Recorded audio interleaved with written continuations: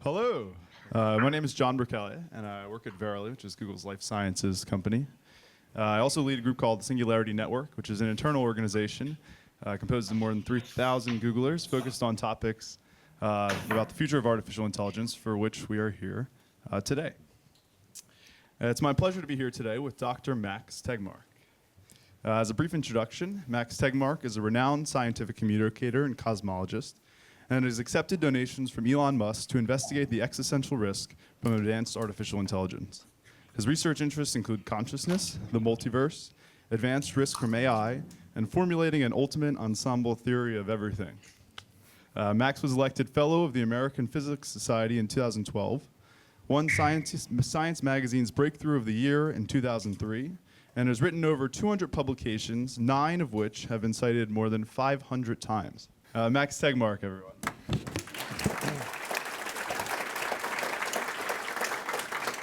Thank you so much. It's a really great honor to be back here at Google and to get to talk in front of so many old friends and so much human-level intelligence and idealism.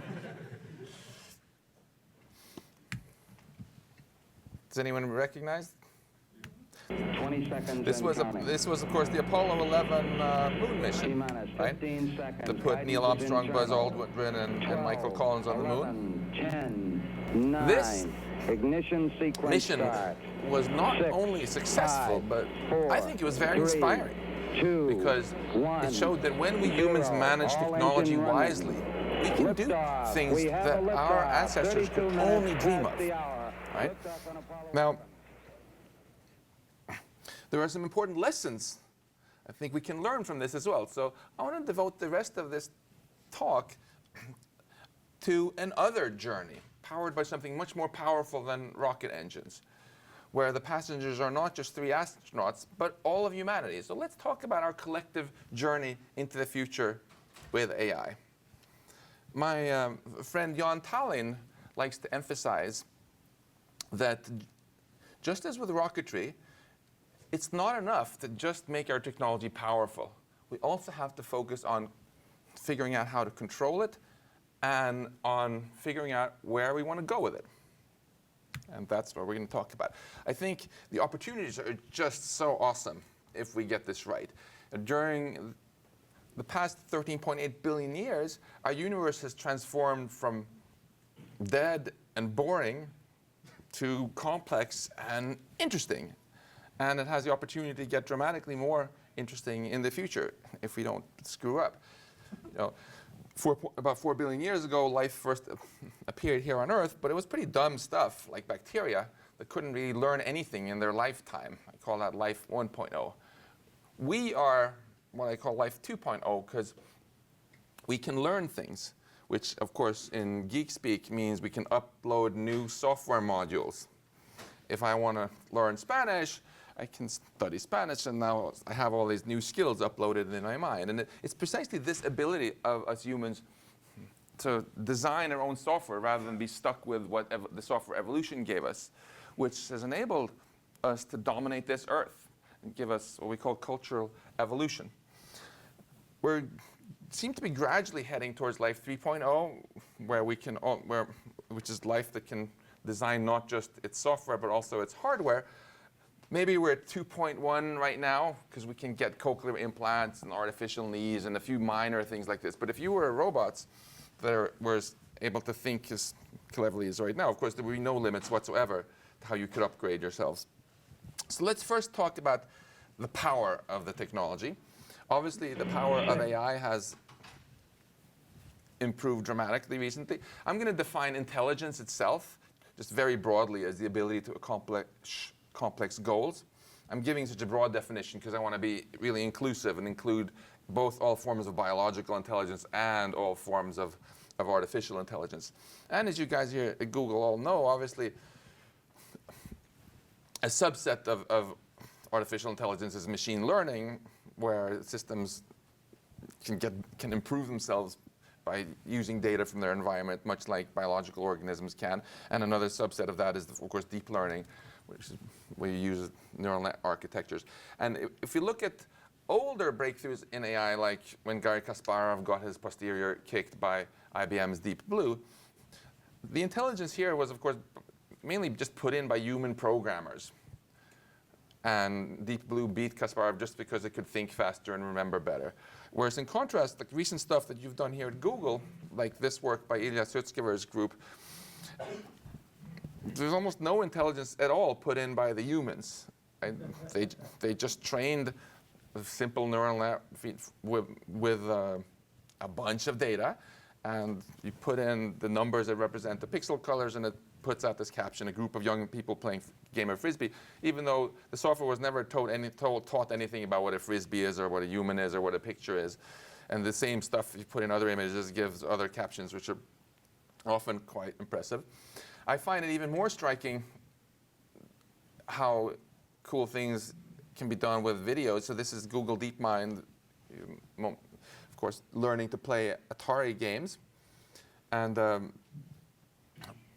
for those few of you who haven't seen this before, you need to remember that this neural network here with simple reinforcement learning built in had no idea what a game was, what a paddle was, what a ball was, or anything like that.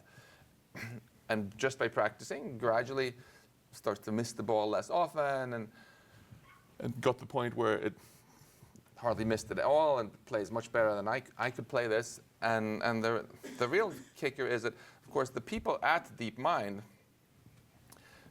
they actually didn't know that there was this clever trick you can do when you play Breakout, which is always aim for the corners and try to do a little tunnel there. So once this little deep learning software figured that out, it's just every single time the ball comes back, look how just uncannily precise it is, just putting it right back there in the corner and playing.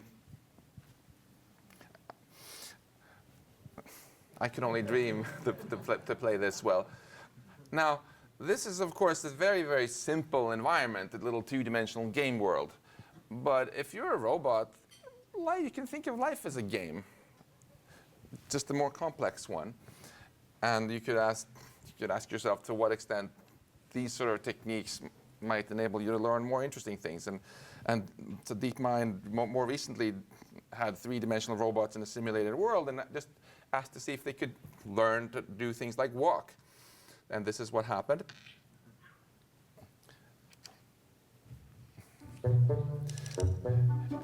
This software had never ever seen any videos of walking, knew nothing about the concept of walking, right? All that the software was doing was sending random commands to how to bend the different joints, and it got rewarded every time this creature managed to move a little bit forward. And it looks a bit funky, maybe a little bit awkward, but hey, it actually learns interesting stuff. So this raises this very interesting question. Okay, how far can AI go? How much of what we humans can do will machines ultimately be able to do if we use not just the techniques that we know of so far, but factor in all sorts of additional progress that you people in the room and elsewhere are going to do? I like to think about this in terms of this landscape. I made this picture inspired by a paragraph in one of my favorite books by Hans Moravec from many years ago, where the height here represents how difficult it is for a computer to do a certain task, and the sea level represents how good computers are doing them right now. So what we see here is that certain tasks like chess playing and arithmetic have, of course, long been submerged by this slowly rising tide of machine intelligence. And there are some people who think that there are certain tasks like art and book writing or whatever that machines will never be able to do. And then there are others who think that the old goal of AI to really solve intelligence and do everything that we do will mean that sea levels will eventually submerge everything. So what's going to happen? There have been a lot of interesting polls of AI researchers, and the conclusion is very clear. We don't know. A little bit more specifically, though, what you find is there are some people in the techno-skeptic camps who think that AI research is ultimately doomed. We're never going to get there, or maybe we're only going to get there hundreds of years from now. But actually, most AI researchers think it's going to happen more in a matter of decades. And Some people think that we don't have to worry so much about steering this rocket, metaphorically speaking, because it's not going to happen. That we'll ever get powerful enough that we have to worry about this. But that's a minority. And then there are people who think we don't have to worry about steering because it's guaranteed that the outcome is going to be awesome. I call such people digital utopians. And I respect that point of view. And there are also people who think it's guaranteed that things are going to suck. So there's no point in worrying about steering because we're screwed anyway. But most of the people in surveys tend to land more here in the middle in what I've called the beneficial AI movement, where you're really motivated actually to ask what can we do right now to steer things in a good direction, because it could be awesome or it could be not so great, and it depends on what we do now. I put this web page up, ageofai.org, and we did a survey there for people from the general public could answer these same questions. You can go there and do it too. And I was actually very interested that the general public responds almost exactly the same as AI researchers have done in recent polls. This is from something I analyzed this weekend with 14,866 respondents. And you see, most people think maybe we're decades away from human-level AI. Maybe it'll be good, maybe there'll be problems. So this is maximally motivating to think about how we can steer this technology in a good direction. So let's talk about steering. How can we learn to control AI to do what we want it to do? To help with this, my wife Maya, who's sitting there, and I and some other folks founded the Future of Life Institute. And you can see we actually have the word steer up here in our mission statement. Our goal is simply to do what we can to help make sure that technology is beneficial for humanity. And I'm quite optimistic that we can create a really inspiring future with technology, as long as we win this race between the growing power of the technology and the growing wisdom with which we manage it. But I think if we're going to win this race, we actually have to shift strategies, because technology is gradually getting more powerful. And when we invented less powerful tech like fire, we very successfully used the strategy of learning from mistakes. Invented fire, oopsie, and then invented the fire extinguisher. We invented the car, oopsie, and then we invented the seatbelt, the airbag, the traffic light, and things were more or less fine. But when you get beyond a certain point in the power of the technology, this idea of learning from mistakes is just really, really lousy, right? You don't want to make mistakes if one mistake is unacceptably many. And when we talk about nuclear weapons, synthetic biology, and certainly superhuman AI, I feel we're at that point where we really don't want to make mistakes. We want to shift strategy from being reactive to being proactive, which is exactly the slogan you said you're also using for your work here at Google earlier. And I'm optimistic that we can do this if we really focus on it and work for it. Some people say, no, don't talk about this because it's just Luddite scaremongering when you talk about things that could go wrong. I don't think it's Luddite scaremongering. I think it's safety engineering.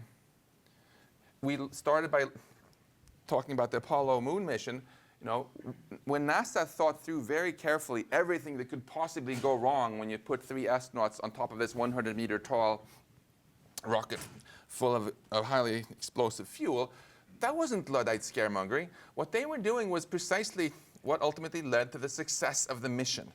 And this is what I think we want to be doing with AI as well. I think so far, what we've learned from other technologies here is that we need to up our game a little bit, because we haven't really absorbed this idea that we have to switch to being proactive. Today is a very special day in terms of nuclear weapons, because we came pretty close to September 26 being the 34th anniversary of World War III. In fact, it might have ended up this way if this guy, Stanislav Petrov, hadn't just on gut instinct ignored the fact that his early warning system said that there were 5 incoming Minuteman US missiles that should be retaliated against. So how can we do better? How can we win this wisdom race? I'm very, very happy that the AI community has really started to engage with these issues a lot in recent years. And thanks to a lot of people who are in this room here, including Peter Norvig. And with the Future of Life Institute, we organized a couple of conferences in Puerto Rico and then early this year in Asilomar, California, where there was really quite remarkable consensus around a number of very constructive things we can do try to develop this wisdom and steer things in the right direction. And I want to spend just a little bit of time hitting some highlights of things here from this list of 23 Asilomar principles, which has now been signed by over 1,000 AI researchers around the world. First of all, it says here on item 1 that we should define the goal of AI research not to be just making undirected intelligence, but to make beneficial intelligence. So in other words, the steering of the rocket is part of the design specs. And then there was also a very strong consensus that, hey, if we have a bunch of unanswered questions that we need to answer, we shouldn't just say, oh yeah, we should answer them. Well, we should answer them the way we scientifically know is the best way to answer hard questions, namely to research them, to work on them, right? And we should fund this kind of research as just an integral part of computer science funding, both in companies and in industry. And I'm actually very, very proud of Google for being one of the founding members of the Partnership on AI, which aims very much to support this kind of AI research, AI safety research.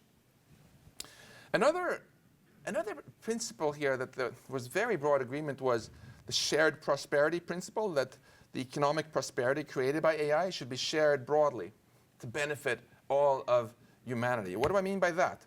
Obviously, technology has kept growing the economic pie. It's been growing our GDP a lot in recent decades, as you can see if you look at the top line in this plot here. But as you're also generally aware of, this pie hasn't been divvied up quite equally. And in fact, if you look at the bottom 90% of income earners, their income has stayed flat almost since I was born. Actually, maybe it's my fault. And the 30% poorest in the US have actually gotten significantly poorer in real terms in recent decades, which has created a great deal of anger, which has given us the election of Donald Trump, it's given us Brexit, and it's given us a more polarized society in general. And so there was a very strong consensus among AI researchers that, you know, if we can create so much more wealth and prosperity and have machines help produce all these wonderful goods and services, then if we can't make sure everybody gets better off from this, you know, shame on us. Some people say, well, this is just nonsense because something magical is going to change in these statistics soon, and the jobs that get automated away are going to be replaced by much better new jobs that don't exist yet. But actually, if you look at this data, it doesn't support that. We could have made that same argument 100 years ago when much more people worked in farming, that all those jobs that were lost were going to be replaced by new jobs that didn't exist yet. And this is what actually happened. I made this little pie chart here of all the jobs in the US by size, and you can start going down the list: managers, drivers, retail salespersons, cashiers, etc. Only when you get down to 21st place do you get to a job category that didn't exist 100 years ago, namely software developers. Hi, guys. So clearly what happened is not that most farmers became software developers. What instead happened was people who lost, generally from the Industrial Revolution and onward, jobs where they were using their muscles to do work, went into other jobs where they could use their brains to do work. And these jobs tended to be better paid, so this was a net win. But they were jobs that already existed before. Now, what's happening today, which is driving the growth in income inequality, is similarly that people are getting switched into other jobs that had existed before.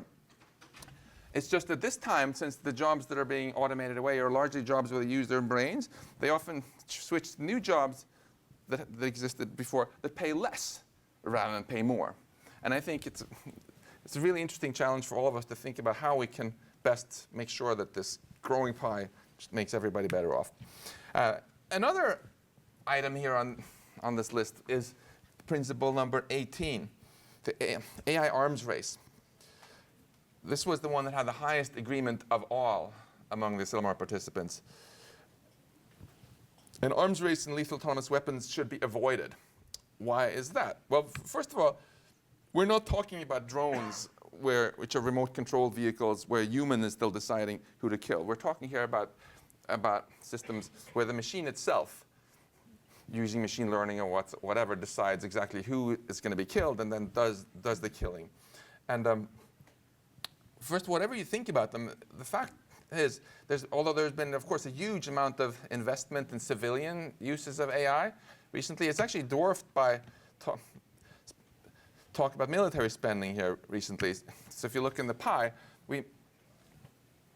there's a real risk that status quo will just mean that most of the loud sucking noise trying to recruit AI graduates from MIT and Stanford and elsewhere will be to go to military places rather than to places like Google. And most AI researchers felt that that would be a great shame. Here's how I think about it.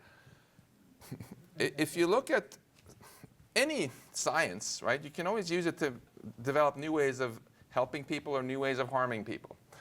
And biologists fought really, really hard to make sure that their science is now known as new ways of curing people rather than for biological weapons. They fought very hard and they got an international ban on biological weapons passed. Similarly, chemists managed to get the chemical weapons banned by really speaking up as a community and persuading politicians around the world that this was good. And that's why you associate chemistry now mainly with new materials, and it's very stigmatized to have bioweapons. So even if some countries cheat on them, it's so stigmatized that Assad even gave up his chemical weapons to not get invaded. And if you want to buy some chemical weapons to do something silly, you're going to find it really hard to find anyone who's going to sell them to you because it's so stigmatized. And what there's very widespread support for in the AI community is exactly the same thing here, to try to negotiate an international treaty where the superpowers get together and say, hey, you know, the main winners of having an out-of-control arms race in AI weapons is not going to be the superpowers. It's going to be ISIS and everybody else who can't afford expensive weapons but would love to have little cheap things that they can use to assassinate anybody with anonymously and basically drive the cost of anonymous assassination down to zero. And this is something that if you want to get involved in, the United Nations is going to discuss this in November, actually. And I think the more vocal the AI community is on this issue, the more likely it is that the AI rocket here is going to veer in the same direction as the biology and chemistry rocket went. Finally, let me say a little bit about the final Asilmar principles here. I find it really, really remarkable that even though a few years ago, if you started talking about superintelligence or existential risks or whatever, many people would dismiss you as some sort of clueless person who didn't know anything about AI. These words are in here, and yet this is signed by, you know, Demis Hassabis, the CEO of DeepMind. It's signed by Peter Norvig, who's sitting over there, by your very own Jeff Dean, and by really a who's who of AI researchers, over 1,000 of them. So there's been a much greater acceptance of the fact that, hey, you know, this is part of the steering. Maybe AI is actually going to succeed, and maybe we need to take these sort of things into account. Let me just unpack a little bit what the deal is with all this. So first of all, why should we take seriously at all this idea of recursive self-improvement and superintelligence? We saw that a lot of people expect we can get to human-level AI in a few decades, but why would that mean that maybe we can get AI much smarter than us, not just a little? The basic argument for this is very eloquently summarized in just this paragraph by I.J. Good from 1965, a mathematician who worked with Alan Turing to crack codes during World War II. And I think you've mostly heard this all before. Basically says that if we have a machine that can do everything as well as we can, well, one of the things we can do is design AI systems. So then it can too. And then you can hire, instead of hiring 20,000 Google employees to work for you, you can get 20 million little AI things working for you, and they can work much faster. And the speed of AI development will no longer be set by the typical R&D timescale of humans, so years, but by how fast machines can help you do this, which could be way, way faster. And if it turns out that we have a hardware overhang where we've compensated for the fact that we really are kind of clueless about how to do the software of human-level AI by having massive amounts of extra hardware, then it might be that you can get a lot of improvements first, even just by changing the software, which is something that can be done very, very quickly, right, without even having to build new stuff. And then from there on, things could get, you might be able to get machines that are just dramatically larger or dramatically smarter than us. We don't know that this will happen, but basically what we see here is that poor linear AI researchers are viewing this as at least a possibility that we should take seriously. Another thing which you see here is existential risk. So more specifically, it says here, risks posed by AI systems, especially existential risks, must be subject to the planning and mitigation efforts commensurate with their expected impact. An existential risk is a risk which basically can include humanity just getting wiped out altogether. Why would you possibly worry about that? There are so many absolutely ridiculous Hollywood movies with Terminator robots or whatever that you can't even watch without cringing. So what are the serious reasons that people like this sign on to something that talks about that? Well, a common criticism that you hear is that, well, you know, machines, there's no reason to think that intelligent machines would have human goals if we built them, and after all, why should they have sort of weird alpha male goals of trying to get power or even self-preservation? You know, my laptop doesn't protest when I try to switch it off, right? But there's a very interesting argument here I just want to share with you in the form of the silly little fake computer game I drew for you here. Just imagine that you are this little blue friendly robot whose only goal is to save as many sheep as possible from the big bad wolf. Okay? You have not put into this robot does not have the goal of surviving or getting resources or any stuff like that. Just sheep saving. It's all about these cute little sheepies. Okay? It's going to very quickly, if it's smart, figure out that if it walks into the bomb here and blows up, then it's not going to save any sheep at all. So a sub-goal that it will derive is, well, actually, let's not get blown up. It's going to get a self-preservation instinct. This is a very generic conclusion. If you have a robot and you program it to walk to the supermarket and buy you food and cook you a nice dinner, you know, it's going to, again, develop the sub-goal of self-preservation, because if it gets mugged and murdered on the way back with your food, it's going to not give you your dinner. So it's going to want to somehow avoid that, right? Self-preservation is an emergent goal of almost any goal that the machine might have, because goals are hard to accomplish when you're broken. And also, if the robot might have an incentive to get a better model of the world that's in here, and discover that there's actually a shortcut it can take to get to where the sheep are faster, then it can save more. So trying to understand more about how the world works is a natural sub-goal you can get, no matter whatever fundamental goal you program the machine to have. And then resource acquisition, too, can emerge, because when this little robot here discovers that when it drinks the potion, it can run twice as fast, then it can save more sheep, so it's going to want the potion. It'll discover that when it takes the gun, it can just shoot the wolf and save all the sheep. Great. So it's going to want to have resources. And so I've summarized in this pyramid here this idea, which has been very eloquently mentioned first by Steve Omohundro, who lives here in the area and is talked a lot about in Nick Bostrom's book. The idea is just that whatever fundamental goal you give a very intelligent machine, if it's pretty open-ended, it's pretty natural to expect that it might develop sub-goals of not wanting to be switched off and try to get resources. And that can be fine. There's not necessarily a problem being in the presence of more intelligent entities. We all did that as kids, right, with our parents.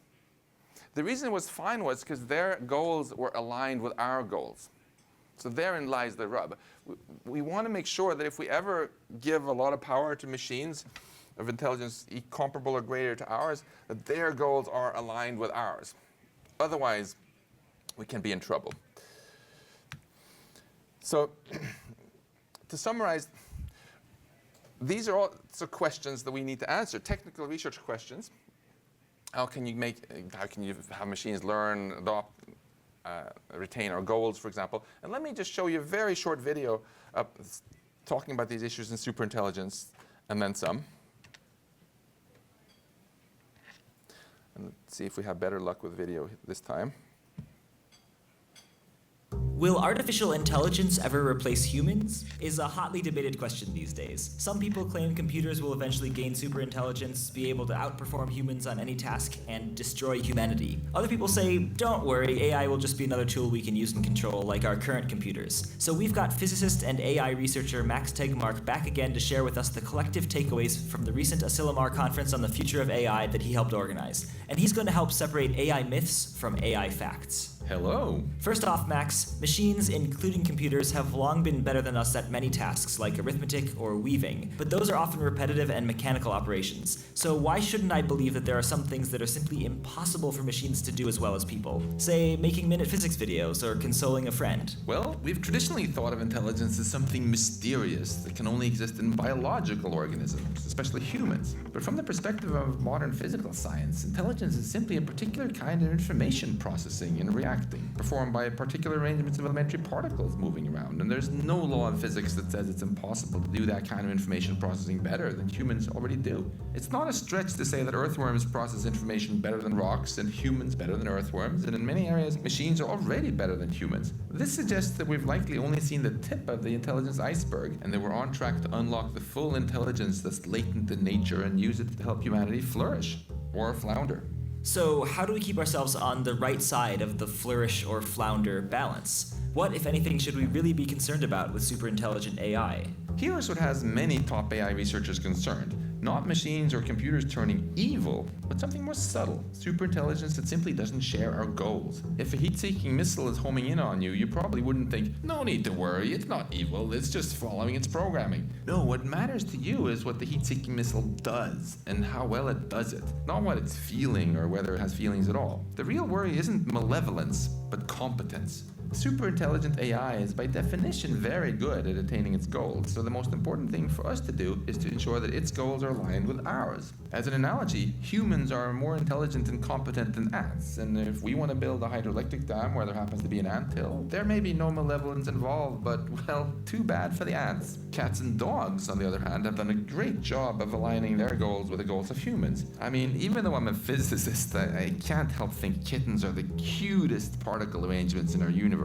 If we build superintelligence, we'd be better off in the position of cats and dogs than ants. Or better yet, we'll figure out how to ensure that AI adopts our goals rather than the other way around. And when exactly is superintelligence going to arrive? When do we need to start panicking? First of all, Henry, superintelligence doesn't have to be something negative. In fact, if we get it right, AI might become the best thing ever to happen to humanity. Everything I love about civilization is the product of intelligence. So if AI amplifies our collective intelligence enough to solve today's and tomorrow's greatest problems, humanity might flourish like never before. Second, most AI researchers think superintelligence is at least decades away, but the research needed to ensure that it remains beneficial to humanity rather than harmful might also take decades. So we need to start right away. For example, we'll need to figure out how to ensure machines learn the collective goals of humanity, adopt these goals for themselves, and retain the goals as they get ever smarter.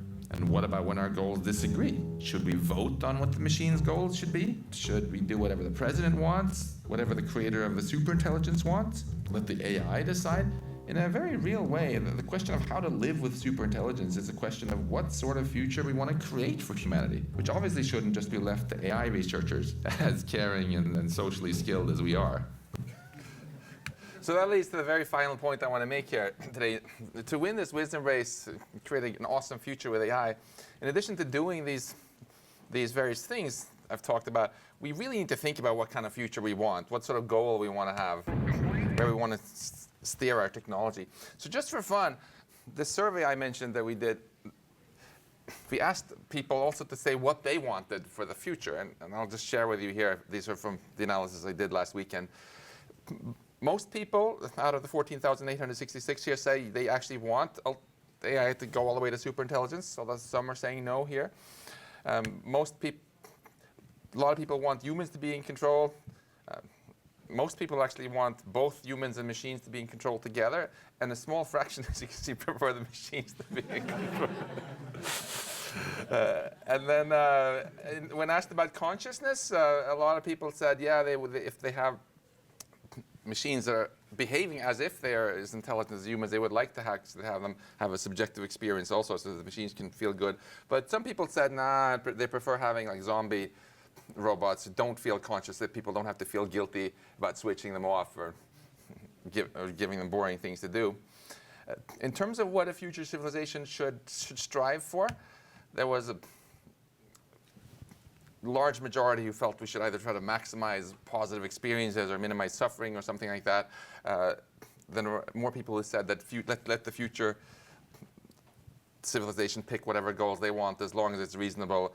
Some people said they didn't even care about if they thought the goal that the future wanted was reasonable, even if it was pointlessly banal, like maybe turning our universe into paper clips. They were fine with just delegating it to humans. But most people actually felt that since we're creating this technology, we have the right to have some say as to where things should go. The broadest agreement of all was that on this question that actually maybe we shouldn't just limit the future of life to forever be stuck on this little planet, but give it the potential to spread and flourish throughout the cosmos. And to get people thinking more about different futures, my wife Maya likes to point out that even though it's a good idea to visualize positive outcomes when you plan your own career and then try to figure out how to get there, we kind of do the exact opposite as a society. We just tend to think about everything that could possibly go wrong, and then we like freak out about it. When you watch Hollywood movies, it's almost always dystopic depictions of the future, right? So to get away from this a little bit in my book, the whole chapter 5 is a series of thought experiments with different future scenarios, trying to span the whole range of what people have talked about and other. So you yourselves can ask what you would actually prefer. And the most striking thing from the survey was that people disagree very strongly in what sort of society they would like. And this is a fascinating discussion that I would really encourage you all to join into. I'm just going to end by saying that I think when we look to the future, there's really a lot to be excited about. People sometimes ask me, Max, are you for AI or against AI? And I respond by asking them, what about fire? Are you for it or against it? And of course, they'll concede that they're for fire to heat their homes in the winter and against fire for arson. But it's the same with all technology. It's always a double-edged sword. The difference with AI is just it's much more powerful. So we need to put even more effort into how we steer it. If you want life to exist for beyond the next election cycle and maybe hopefully for billions of years on Earth and maybe beyond, then just pressing pause on technology forever is actually just a really sucky idea. Because if we do that, the question isn't whether humanity is going to go extinct.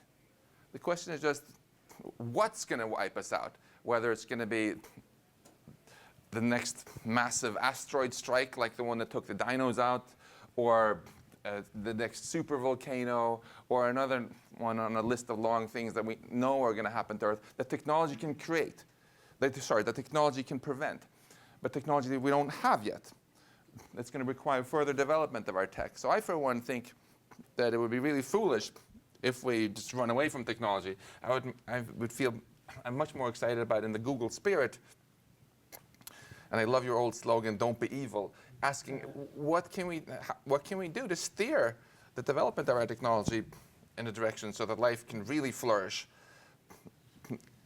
not just for the next election cycle, but for a very, very long time on Earth and maybe even throughout our cosmos. Thank you.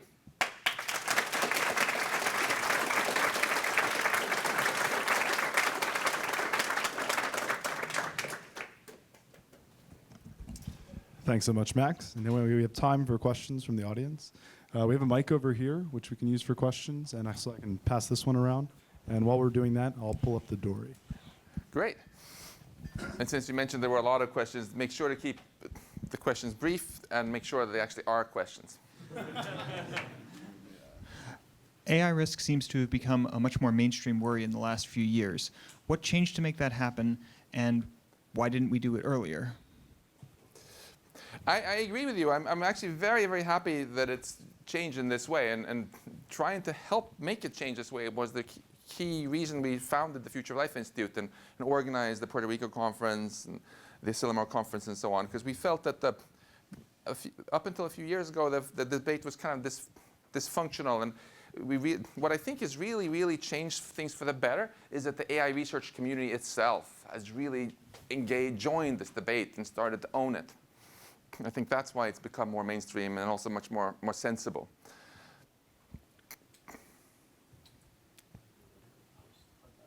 Okay, so you're the boss. Should we alternate with online, offline questions? Do you want to read the questions?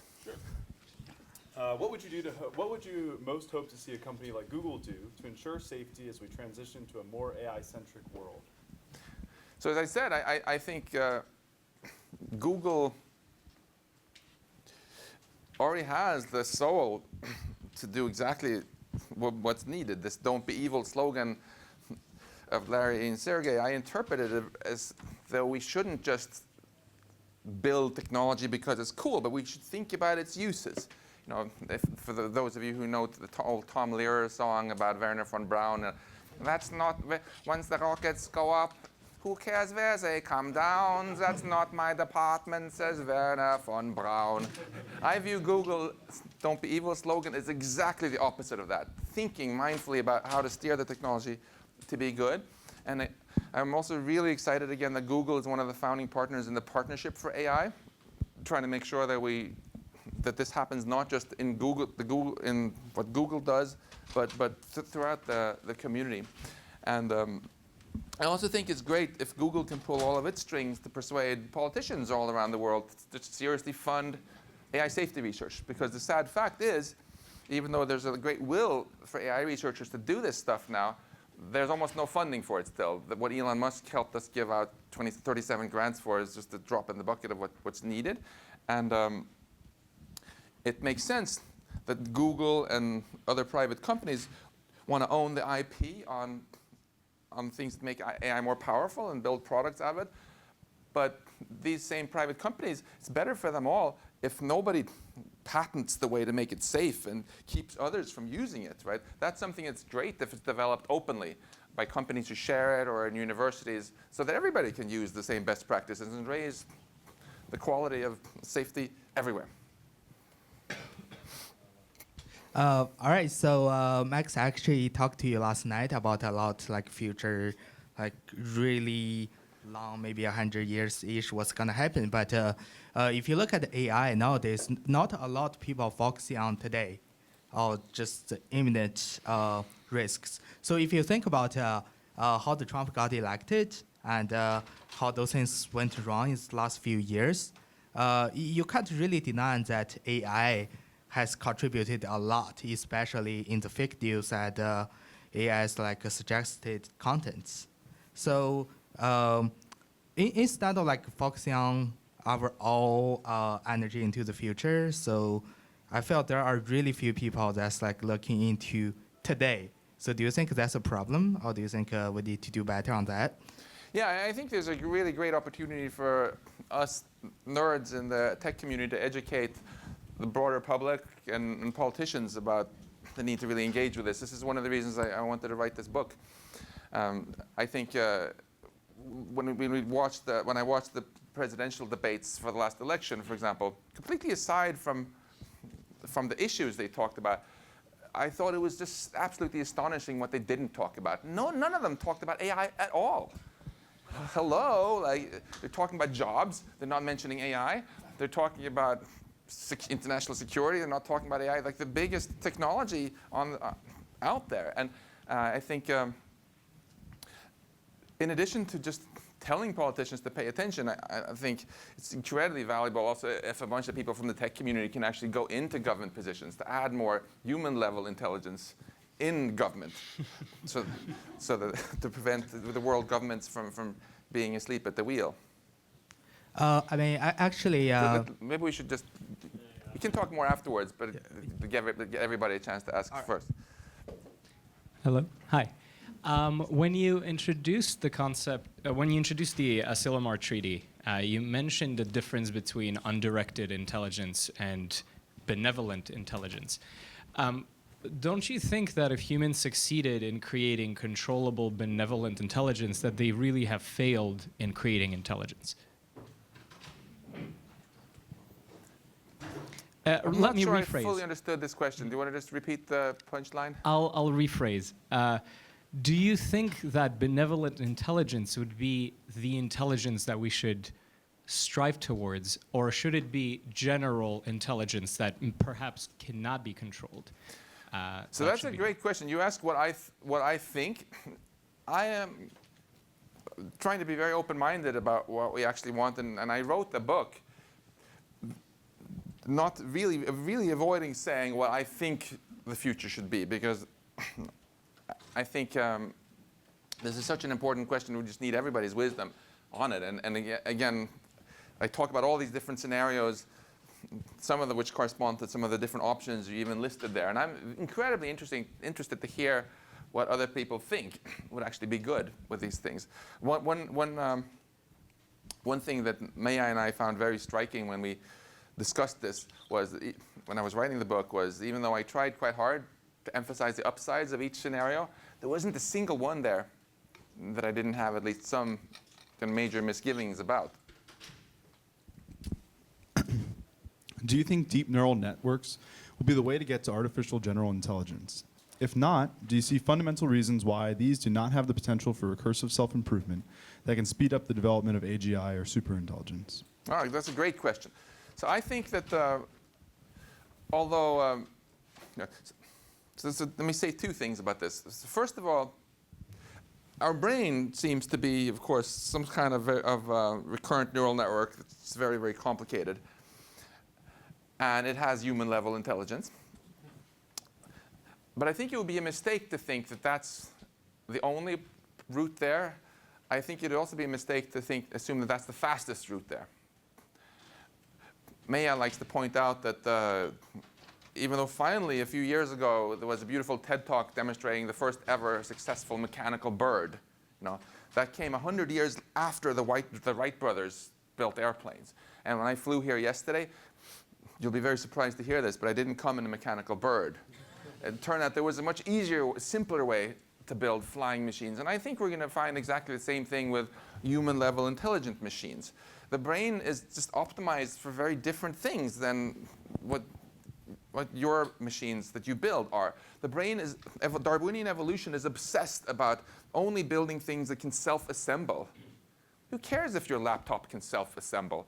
Evolution is obsessed about creating things that can self-repair. It would be nice if your laptop could self-repair, but it can't, and you're still using it. So, and also evolution doesn't care about simplicity for humans to understand how it works, but you care a lot about that. So maybe this is much more complicated than it needs to be, just so it can self-assemble and blah, blah, whatever. My guess is that the first human-level AI will not be working exactly like the brain, that it'll be something much, much simpler, and maybe we'll use that to later figure out how human brains work. That said, the deep neural networks are, of course, inspired by the brain and are using some very clever computational techniques that evolution came up with. My guess is that the fastest route to human-level AI will actually use a combination of deep neural networks with GoFi, various good old-fashioned AI techniques, more logic-based things, which have a lot of their own strength for building a world model and things like this. Live question? And maybe I should just add one more thing about this. Also, this poses, the increasing successes of neural networks also poses a really interesting challenge. Because when we put AI in charge of more and more infrastructure in our world, right, it's really important that it be reliable and robust. Raise your hand if your computer has ever crashed on you. Right? That wouldn't have been so fun if it was the machine that was controlling your self-driving car or your local nuclear power plant or your nation's nuclear weapons system, right? And so we need to transform today's buggy and hackable computers into robust AI systems that we can really trust. What is trust? Where does trust come from? It comes from understanding how things work. And neural networks, I think, are a double-edged sword. They are very powerful, but we understand them much less than traditional software. So in my group at MIT, actually, we're working very hard right now on a project that I call intelligible intelligence, where we're trying to come up with algorithms where you can transform neural networks into things which you can really understand better how they work. I think this is This is a challenge that I would encourage you to all think about too. How can you combine the power of neural nets with stuff that you can really understand better and therefore trust? So should we be afraid that the AI will use its superintelligence to figure out that its treatment by the humans is essentially slavery with just extra steps? That's a wonderful, wonderful question. I haven't talked at all about consciousness here, but the whole chapter 8 in the book is about that. You know, a lot of people say things like, well, machines can never have a subjective experience and feel anything at all, because to feel something, you have to be made of cells or carbon atoms or whatever. As a scientist, I really hate this kind of carbon chauvinism. I'm made of the same kind of up quarks, down quarks, and electrons as all the computers are. Mine are just arranged in a slightly different way. And it's obviously something about the information processing that's all that matters, right? So moreover, this kind of self-justifying arguments have been used by people throughout history to say, oh, it's okay to torture slaves because they don't have souls, they don't feel anything. Oh, it's okay to torture chickens today in giant factories because they don't feel anything. You know, of course, we're going to say that about our future computers too, because it's convenient for us. But that doesn't mean it's true. And I think it's actually a really, really interesting question to first figure out what is it exactly that makes an information processing system have subjective experience. A lot of my colleagues, whom I really respect, think this is just BS, this whole question. This is what Daniel Dennett says. I looked up at the Macmillan Dictionary of Psychology, and it said the consciousness is nothing worth reading has ever been written on. But I really disagree with this. And actually, let me just take 1 minute and explain why I think this is actually a scientifically interesting question. So let's look at this, okay? And ask yourself, why is it that when I show you 450 nanometer light on the left and 650 nanometer light on the right, why do you subjectively experience it like this and not like this? Why like this and not like this? I put to you that this is a really fair game science question that we simply don't have an answer to right now. There's nothing to do with wavelengths of light or neurons or anything that explains this, but it's an observational fact, and I would like to understand. And why does it feel like anything? Why do we have this experience? You know, you might say, well, look, we know that there are 3 kinds of light sensors in our retina, the cones, and when with a 450 nanometer light, I activate one kind, and when I have the longer wavelength, I activate the other kind, and then you can see how they're connected to various neurons in the back of your brain. But that just sharpens the question, the mystery of consciousness, because this proves that it had nothing to do with light at all, because you can experience colors even when you're dreaming, when different neurons in your brain are activated, when there is no light involved, right? So my guess is that consciousness, by which I mean subjective experience, is simply the way information feels when it's being processed in certain complex ways. And I think there are some equations that we will one day discover that specify what those complex ways are. And once we can figure that out, it'll both be very useful because we can put a consciousness detector in the emergency room, and when an unresponsive patient comes in, you can figure out if they have locked-in syndrome or not. And it will also enable us to answer this really good question you ask about whether machines should also be viewed as moral entities that can have feelings. And above all, and I don't see Ray Kurzweil here today, but you know, if he can one day upload himself into the Ray Kurzweil robot and live on for thousands of years, and he talks like Ray, and he looks like Ray, and he acts like Ray, you'll feel, oh, that's great for Ray. You know, now he's immortal. But suppose it turns out that machine is just a zombie and doesn't feel like anything to be it. He would be pretty bummed, wouldn't he? Right? And if in the future life spreads throughout our cosmos in some post-biological form, and we're like, this is so excited, and our descendants are doing all these great things, and we can die happy. If it turns out that they're all just a bunch of zombies and all that cool stuff is just a play for empty benches, wouldn't that suck? We'll do another question from the Dory.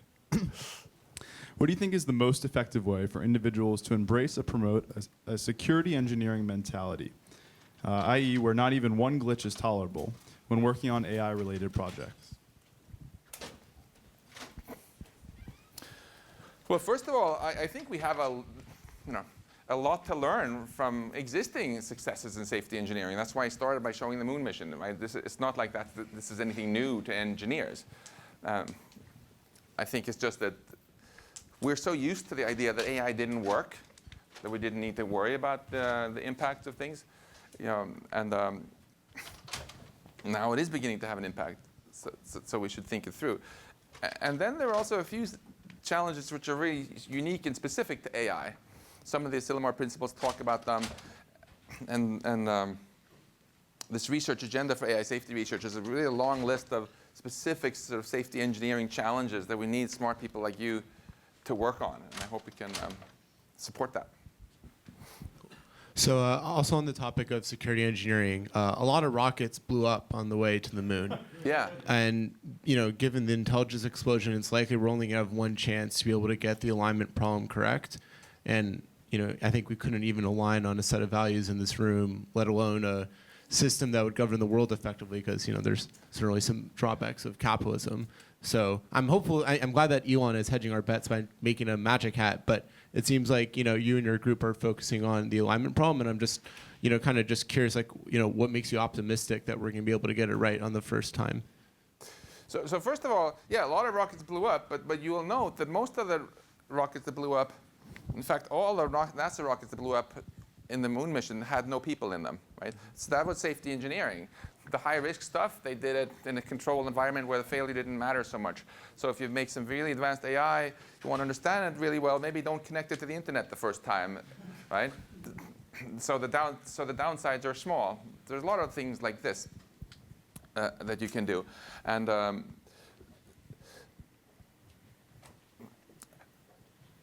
I'm not saying that there's one thing that we should particularly focus on either. I think the community has brainstormed up a really nice long list of things, and we should really try to work on them all, and then we'll figure out some more challenges along the way. But so the main thing we need to do is just acknowledge that, yeah, this is valuable. Let's work on it. And then you asked also why I'm optimistic. Let me just clarify. There are two kinds of optimism. There's naive optimism, like my optimism that the sun is going to rise over Mountain View tomorrow morning, regardless of what we do. That's not the kind of optimism I feel about the future of technology. Then there's the kind of optimism that you're optimistic that this can go well if we really, really plan and work for it. That's the kind of optimism I feel here. We have it in our hands to create an awesome future, but let's roll up our sleeves and do it.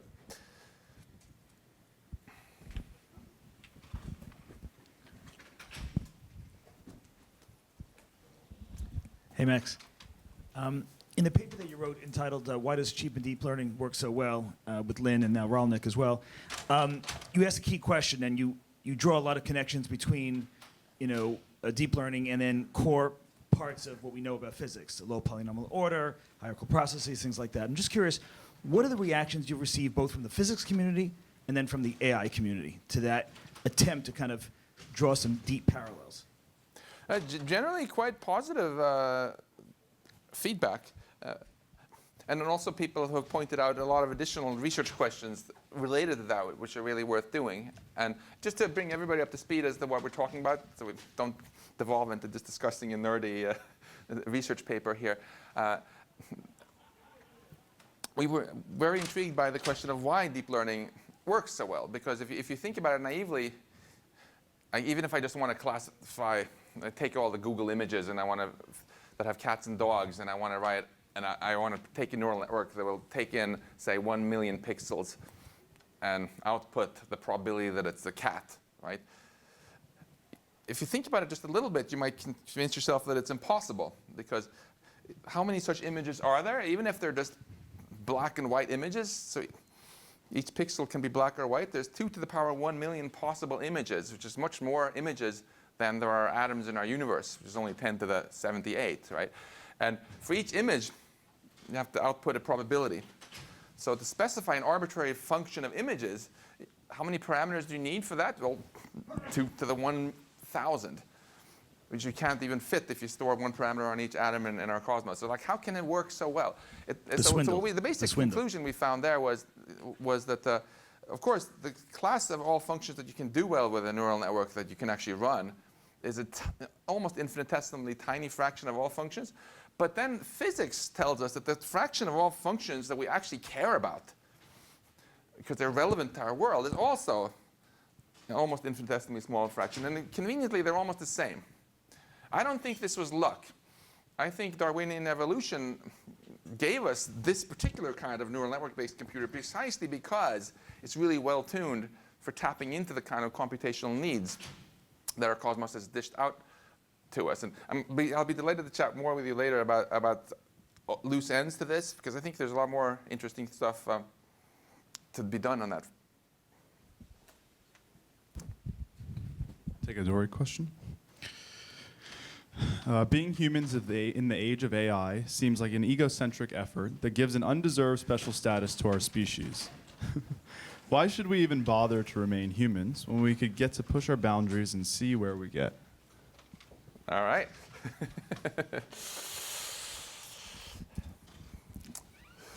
An egocentric effort that gives us undeserved special status to our species.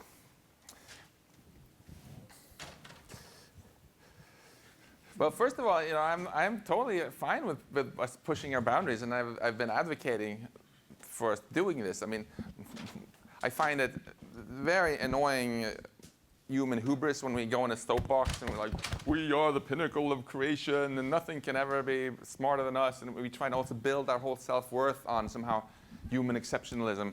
I think that's kind of lame. On the other hand, we should probably make this the last question.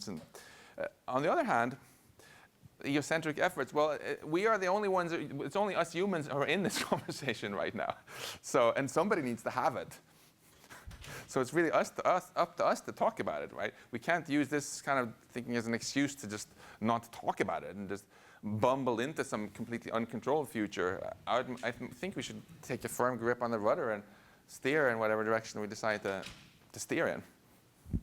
So let me thank you again so much for coming out. It's a wonderful pleasure to be here.